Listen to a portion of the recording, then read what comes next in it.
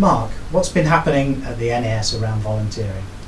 Volunteers Week provides a great opportunity to talk about the role that volunteers play in the NAS. In fact, I always think it's quite easy to underestimate the impact of our volunteers. Volunteers are integral to the work that we do in supporting people with autism, really getting to lead the life that they choose.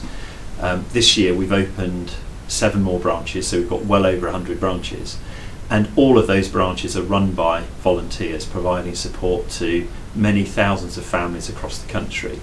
But we also have volunteers involved in our fundraising work, involved in data entry within our services, involved in supporting people in our projects doing things like horticulture or art and crafts or dance and music. Everyone making a massive difference to the lives of the people that we support. Thank you. How do you see volunteering developing over the next few years? In our 5-year plan, where we're focusing on aspects of social change, we see volunteers playing a really important part in that work. We have many volunteers being trained to help us with our campaigning and trying to change services at a local level for the better.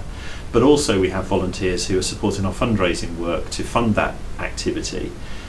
We want to try and extend the reach though beyond the traditional areas of volunteering into our services, because one thing that we find with many of the people that we support is they have great special interest, and to find volunteers who share those interests, who will sit alongside people, go along to exhibitions or go along to other activities with them, it can really make a big difference to people's lives.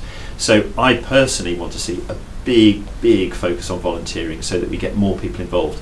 We already have over 250,000 hours of volunteer support every year, which is great, but let's try and double that over the next few years.